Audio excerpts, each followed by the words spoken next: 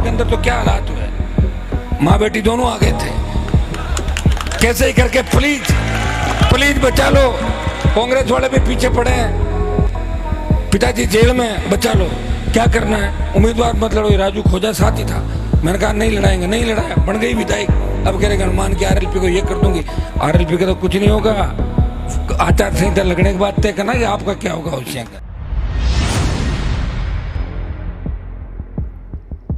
RLP supremo Hanuman Beniwal की party ने पूरे प्रदेश में प्रत्याशी उतारने का दावा किया था, लेकिन आजाद समाज पार्टी के साथ गठबंधन के बावजूद भी दोनों पार्टियां मिलकर 200 उम्मीदवारों की घोषणा नहीं कर पाई।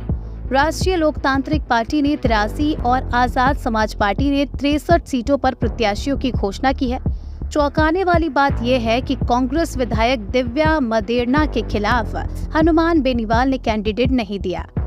ओसिया में प्रचार की बात करें तो प्रदेश में जनसभाएं बेनीवाल कभी भी मदेरणा पर जुबानी हमला करने से नहीं चूके।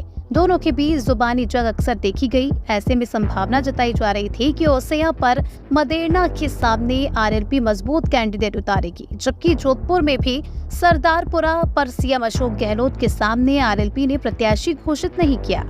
इससे पहले उन्होंने कहा था, मेरी वजह से दिव्या ही नहीं कई बीजेपी कांग्रेस के नेता चुनाव जीते, मेरी पार्टी नहीं थी।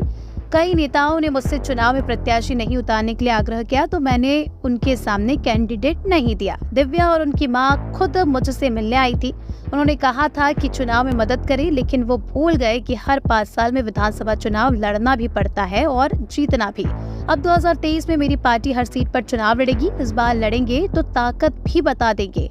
यही नहीं, झालरापाटन में सीट पर भी पूर्व सीएम वसुंधरा राजे के सामने भी बेनीवाल की पार्टी चुनाव नहीं लड़ रही है, जबकि वो सीधे तौर पर गहलोत राजे की मिलीभगत से आरोप लगाते रहते हैं। जबकि कांग्रेस छोड़कर भाजपा में शामिल हुई पूर्व सांसद ज्योति मिर्धा को हराने का दावा करने वाले बेनीवाल यहाँ भी प्रत्याशी नहीं दे पाए। इसके अलावा बागीदौरा विधायक और जल संसाधन मंत्री महेंद्रजीत मालवीय, चिकित्सा मंत्री प्रसादी लाल मीणा, सवाई माधोपुर से सांसद किरोड़ी लाल मीणा और मांडल में मंत्री रामलाल जाट के खिलाफ प्रत्याशी नहीं उतारा। Special desk, the report.